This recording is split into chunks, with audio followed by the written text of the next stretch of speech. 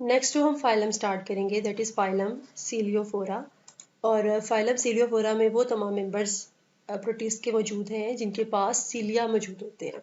ठीक है। इसके अंदर जो है सबसे ज़्यादा कम्प्लेक्स प्रोटिस्ट या सबसे कम्प्लेक्स प्रोटोजोआ इसमें मौजूद हैं।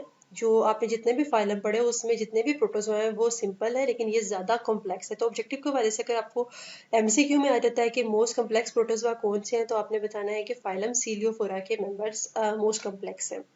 ठीक है। अब जो सीलियोफोरा के मेंबर्स हैं उनको हम कहते हैं सीलिएट्स। सीलिएट्स होते हैं वो आपको फ्रेश वाटर में भी मिलते हैं और मेरीन एनवायरनमेंट में भी मिलते हैं। ठीक है। कुछ सीलिएट्स होते हैं वो सिम्बियोटिक होते हैं। सिम्बियोटिक का मतलब है इन्होंने किसी और ऑर्गेनिज्म के साथ एसोसिएशन बनाया हुआ होता है। अब फाइलम सीलियोफोरा के जो करेक्टर्स हैं वो 4 हैं, और चारों जनरल करेक्टर्स को आप देख लेते हैं कि तमाम के अंदर जो होता है वो सीलिया मौजूद होते हैं, और ये सीलिया इस्तेमाल करते हैं लोकोमोशन करने के लिए, कि मूव करने के लिए।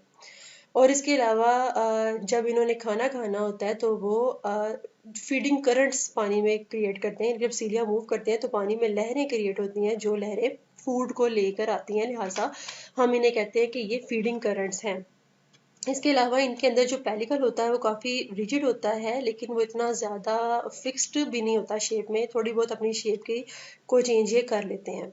इसके अलावा इनके पास जो साइटोस्टोम स्ट्रक्चर होता है जिसको माउथ लाइक स्ट्रक्चर कहते हैं, वो भी इनके अंदर बड़ा नुमायाँ और वाज़ेह तौर पे हमें नज़र आता है। इनके पास दो तरह के आपको न्यूक्लियस मिलेंगे, एक बड़ा न्यूक्लियस होता है और एक छोटा न्यूक्लियस होता है। जो बड़ा न्यूक्लियस होता है उसे हम कहते हैं कि वो मैक्रो न्यूक्लियस है, और जो छोटा होता है उसे हम कहते हैं कि वो माइक्रो न्यूक्लियस है। जैसे कि अभी आपके सामने ये पैरामीशियम की पिक्चर है, जिसको मैंने अभी थोड़ा सा करके आपको थोड़ा पोर्शन इसका दिखा रही हूँ। ये बड़ा न्यूक्लियस आपको नजर आ रहा है, ये मैक्रो न्यूक्लियस है, दूसरा स्मॉल न्यूक्लियस है that is called micro nucleus. इसके अलावा मैंने पैरामीशियम पूरा आपको दिखाया है। इसमें साइटोस्टोम आपको ये नजर आ रहा है, ये जो इसका ये वाला पोर्शन है दिस इज साइटोस्टोम, और ये क्या है, ओरल ग्रूव है, और खाना जो है वो इसके अंदर जाएगा, और ये इसका माउथ के लाइक स्ट्रक्चर है जो साइटोस्टोम है। और ये उसका एंटीरियर अगले वाला सिरा है, और ये इसका पोस्टीरियर सिरा है, और इसके ऊपर ये छोटे छोटे आपको हेयर्स नजर आ रहे हैं, ये सारे सीलियाँ हैं। और सीलिया के नीचे इसकी जो है पेलिकल है, जो कि जो है मेम्ब्रेन के बाहर, प्लाज्मा मेम्ब्रेन के बाहर का स्ट्रक्चर होता है इनके अंदर। तो अब हम इनको वन बाय वन डिटेल में सारे स्ट्रक्चर्स को स्टडी कर। अब हमने देखा था अभी पैरामीशियम में कि सीलिया जो थे वो बहुत ही छोटे छोटे से स्ट्रक्चर्स हैं, और वो सिमिलर होते हैं फ्लैजेला के। फ्लैजेला आपको पता है एक बड़ा सा थ्रेड की तरह का स्ट्रक्चर होता है, लेकिन उससे मिलते जुलते होते हैं ये, और फंक्शन तो दोनों का सिमिलर होता है कि फ्लैजेला भी मूवमेंट में इस्तेमाल होता है और सीलिया भी मूवमेंट में इस्तेमाल होता है। मगर अगर हम डिफरेंसेस की बात करें तो सीलिया जो है ना उनका साइज़ जो है फ्लैजेला से बहुत छोटा होता है, और सीलिया जो होते हैं वो बहुत ज़्यादा तादाद में पाए जाते हैं, न्यूमरस होते हैं वो। और जो प्रोटोजोआ होता है उसकी सरफेस के ऊपर बहुत ज़्यादा फैले हुए होते हैं, बहुत वाइडली डिस्ट्रीब्यूटेड होते हैं। ठीक है। अब जो सीलिया होते हैं जब ये मूव करते हैं तो इनकी मूवमेंट में कोऑर्डिनेशन पाया जाता है। कोऑर्डिनेशन का मतलब ये है कि तमाम सीलिया जो है वो एक ही डायरेक्शन में मूव करते हैं और मिल के काम करते हैं, ताकि वो एक लहर की फॉर्म में जो होता है, वेव की फॉर्म में सीलिया जो होते हैं वो हमें मूव करते हुए दिखाई देते हैं जब हम उनको देखते हैं। और बहुत सारे सीलियर्स जो होते हैं वो अपने सीलिया की जो मूवमेंट की डायरेक्शन है उसको चेंज कर सकते हैं, यानी कि सीलिया के बीट करने की जो डायरेक्शन है उसको चेंज कर सकते हैं। और जब वो डायरेक्शन को चेंज करते हैं तो उनकी जो मूवमेंट होती है, अगर वो सीधे जा रहे हैं तो अपनी अगर सीलिया की बीटिंग को चेंज करेंगे, उसकी डायरेक्शन को चेंज करेंगे, तो उससे उनकी जो अपनी मूव करने की डायरेक्शन है वो भी चेंज हो जाएगी। ठीक है। तो अगर हम इसको यूट्यूब की एक पिक्चर है मेरे पास, वीडियो है, उसमें अगर आपको नज़र आए, अगर आप गौर से देखें तो आपको सीलिया की मूवमेंट्स जो हैं वो बड़ी क्लियरली नज़र आएंगी, इसकी coordinated movements. Let's see it. ये देखें यहाँ पर, ये देखें ना वेव्स की तरह आपको लग रहा है कि इसके ऊपर ये सीलिया की बीटिंग हो रही है। अगर इसने डायरेक्शन चेंज करनी है, अपनी किसी और डायरेक्शन में जाना है, तो अपने सीलिया की जो मूवमेंट है, बीटिंग है, उसको रिवर्स कर लेगा या उसको चेंज कर लेगा, तो उसकी जो डायरेक्शन ऑफ मूवमेंट है वो भी चेंज हो जाती है।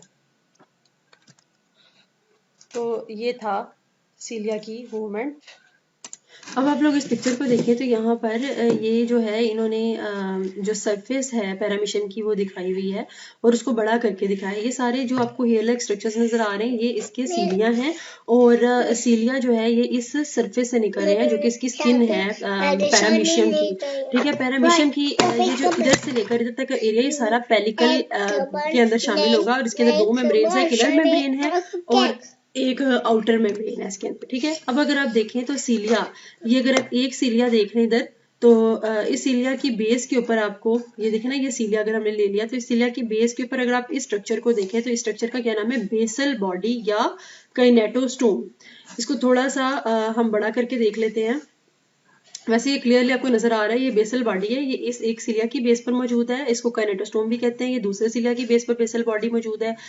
ये सारी बेसल बॉडीज जो होती हैं ये कनेक्टेड होती हैं फाइबर्स के साथ। ये फाइबर आपको नजर आ रहा है, ये बेसल बॉडी जो है ये भी कनेक्टेड है इस फाइबर के साथ, और ये सारे फाइबर जो है एक दूसरे के साथ कनेक्टेड है। यानी कि दो जो सात सात सीलियां हैं उनकी जो बेस पे बेसल बॉडीज हैं वो जो है वो एक दूसरे के साथ फाइबर्स के जरिए से, फाइबर्स के नेटवर्क के जरिए से मुंसलिक हुए हुए हैं। इसकी वजह से क्या होता है कि सीलिया को मजबूती मिलती है, वो जुड़ा रहता है अपने जो है अपने पैरामीशियम की जो ऊपर सरफेस है उसके अंदर जो है ये सीलिया जो है वो पोजीशन अपने प्रॉपरली पोजीशन के साथ जुड़े रहते हैं। तो इस तरह इनको एनकरेज मिलती है। तो इसी चीज को हम बुक से देख लेते हैं। इन्होंने क्या बताया है, इन्होंने कहा है कि हमारे पास बेसल बॉडी को काइनेटोस्टोम भी कहते हैं, और एडजेसेंट सीलिया के यानी कि जो साथ साथ जो सीलिया होते हैं उनकी जो बेसल बॉडी होती है वो आपस में इंटरकनेक्टेड होती है एक नेटवर्क ऑफ फाइबर्स के साथ। फाइबर्स आपको दिखा है उसके साथ वो कनेक्टेड है, और इसके ये सोचा जाता है कि इस तरह इसलिए है ताकि सीलिया को एनकरेज मिले, यानी कि वो जुड़े रहें और वो ऑर्गेनिज्म को एक शेप फ्राहम करें, ठीक है। अब आ जाते हैं जी हमारे पास कुछ ऐसे भी सीलिएट्स हैं जिनके पास स्पेशलाइज्ड सीलिया होते हैं। कुछ ऐसे भी सीलिया होते हैं जो कि ज़रा स्पेशल होते हैं, वो सीलिया ज़रा साइज में बड़े होते हैं, ठीक है। और सीलिया आप इसमें ज्वाइन कर जाते हैं और ज्वाइन करके वो बना लेते हैं स्ट्रक्चर जिसको कहते हैं सिराए, ठीक है। अब हम यहाँ पर देखते हैं पिक्चर से, ये देखें हमारे पास सिराए की पिक्चर मैंने देखी थी, ये देखिए आपके पास ये सिलिएट है। यहाँ पर आपको ये ना बड़े बड़े से आपको इससे नजर आ रहे हैं निकलते हुए जो है अपेंडेजेस, जो कि सीलिया के आपस में जुड़ने से मिल के बने हैं, और ये जरा बड़े हैं साइज में, और इनको हम कहते हैं सिर्राए। और जिस जगह पर सिर्राए होते हैं ना उस जगह से सीलिया जो होते हैं उस जगह पर एब्सेंट हो जाते हैं, उस जगह पर सीलिया नहीं होते। जिस जगह पर जिस पोजीशन पर सिराए होगा उस जगह पर सीलिया जो है वो नहीं होगा, क्योंकि उस जगह पर सीलिया अब इसमें कंबाइन होने की वजह से ही सिराए बना है, ठीक है जी। उसके बाद जी हमारे पास है सिराए का फंक्शन क्या होता है कि ये मूवमेंट में हेल्प करता है सिराए, ठीक है। और दूसरे ने बताया कि सीलिया जो होते हैं बड़े रीजन्स ऑफ सीलिएट से लॉस्ट भी हो जाते हैं। कुछ ऐसे एरियाज होते हैं जहाँ पर वो सीलिया नहीं होते, ज़्यादातर जहाँ पर सिराए होते हैं उस जगह पर सीलिया नहीं होते। नेक्स्ट हमारे पास आ गया जी एक और स्ट्रक्चर जिसका नाम है ट्राइकोसिस्ट, ठीक है। तो ट्राइकोसिस्ट जो है ये पेलिकुलर स्ट्रक्चर है, ये पेलिकल में पाए जाते हैं, और ये किधर मौजूद है अगर हम इसी पिक्चर को देखें जो अभी हमने थोड़ी देर पहले देखी है, अगर आप इसमें देखें तो ये आपको ये इस तरह की जो शेप नजर आ रही है, ये ओवल सी शेप नजर आ रही है, ये है ट्राइकोसिस्ट की। ये जो आपको पूरा स्ट्रक्चर नजर आ रहा है, ठीक है, ये ट्राइकोसिस्ट है। और ये ट्राइकोसिस्ट जो है ये यहाँ पर मौजूद है, और इसकी यहाँ पर जो ऊपर कोई पॉइंट है ये इसकी ओपनिंग का पॉइंट है, ठीक है। जब ये ओपन होता है ना तो इसके अंदर से एक थ्रेड लाइक स्ट्रक्चर निकलता है, एक लंबा सा थ्रेड लाइक स्ट्रक्चर, ठीक है।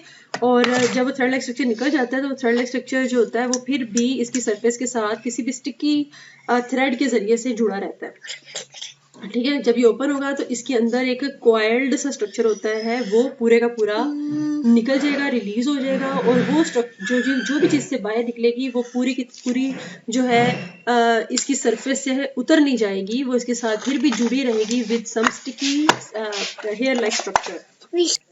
अब इन्होंने इसमें बुक में लिखा है कि ट्राइकोसिस्ट क्या होते हैं। इस पे शॉर्ट क्वेश्चन आपको आ सकता है, ट्राइकोसिस्ट के बारे में पूछा जा सकता है, सिराए का भी शॉर्ट क्वेश्चन आपको आ सकता है, इवन इसका लॉन्ग क्वेश्चन भी बन सकता है पूरे टॉपिक का, तो लेकिन शॉर्ट के वाले से ज्यादा इंपॉर्टेंट है। ट्राइकोसिस्ट जो होते हैं ये पेलिकुलर स्ट्रक्चर है, पेरिकल में पाए जाते हैं, और ये प्रोटेक्शन के लिए इस्तेमाल होते हैं। अगर पैरामीशियम को या किसी भी सीलिएट को खतरा होगा तो फिर वो ट्राइकोसिस्ट को डिस्चार्ज कर देगा।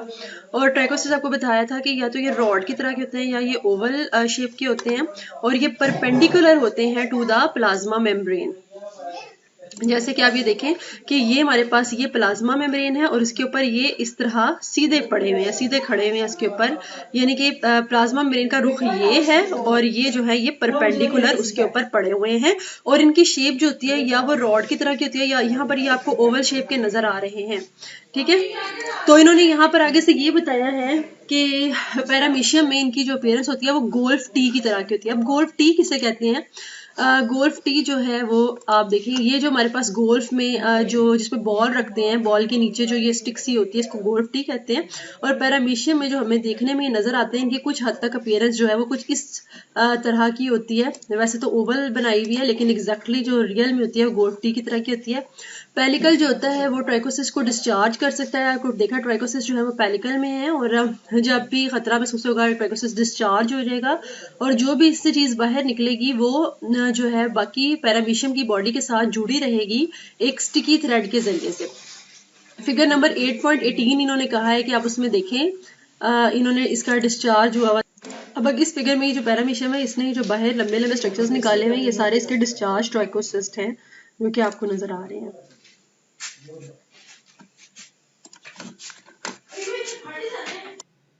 नेक्स्ट हम न्यूट्रिशन को डिटेल में देखते हैं। इन्होंने बताया है कि अगर हम पैरामीशियम के अंदर न्यूट्रिशन की सबसे पहले बात करें तो अगर आप देखें इसके एक साइड पे यहाँ पर लेफ्ट साइड पे अगर आपको इस पिक्चर में नजर आ रहा है, आपको एक ओरल ग्रूव नजर आ रहा है। इस ओरल ग्रूव में ये एक थैली की तरह का स्ट्रक्चर आपको नजर आ रहा है और इसके अंदर बहुत सारे सीलिया मौजूद होते हैं।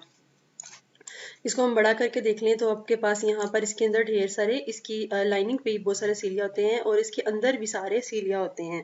और ये सीलिया जो होते हैं ना, ये जब बीट करते हैं तो फिर ये ना फूड पार्टिकल्स को स्वीप करके, जिस तरह झाड़ू से लेके जाते हैं ना कूड़े को, इसी तरह ना ये फूड पार्टिकल्स को स्वीप करके लेके जाते हैं साइटोफेरिंग्स की तरफ। यानी कि फूड पार्टिकल्स जो होंगे वो सारे सीलिया की स्वीपिंग मूवमेंट की वजह से आहिस्ता आहिस्ता जो साइटोफेरिंग्स की तरफ फूड पार्टिकल्स चले जाएंगे और फिर बाद में साइटोफेरिंग्स के अंदर जाएंगे, यहाँ पर साइटोस्टोम की तरफ चले जाएंगे और ढेर सारे फूड पार्टिकल्स इसमें इकट्ठे हुए हैं। एक वैक्यूल बना हुआ है, फूड वैक्यूल। जब फूड वैक्यूल का साइज मैक्सिमम बड़ा हो जाएगा तो फूड वैक्यूल जो है वो फट जाएगा और उसके अंदर जितने भी फूड होगा वो सारा जो अंदर का साइटोप्लाज्म, जिसको एंडोप्लाज्म कहते हैं, उसके अंदर रिलीज हो जाएगा। ठीक है, तो ये हमारे पास है पैरामीशियम के अंदर फीडिंग का मेथड। इसके अलावा दूसरे भी हम सीलिएट्स में देखेंगे फीडिंग का।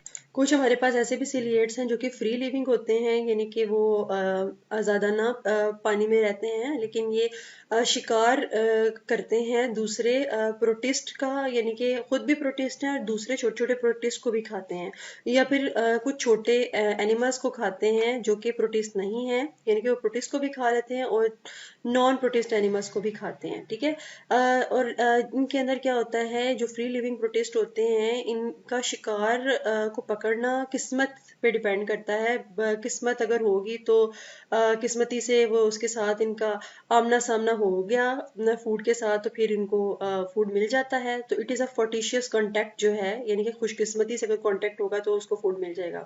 अब हमारे पास ये जो पिक्चर आपको नजर आ रही है इसमें ये जग शेप्ड सीलिएट है और इसका नाम है डेडिनियम। ठीक है, ये डेडिनियम जो है ये जग शेप है और ये खा किसको रहा है, पैरामीशियम को खा रहा है और पैरामीशियम जो है उसका साइज जो है वो डेडिनियम से बड़ा है।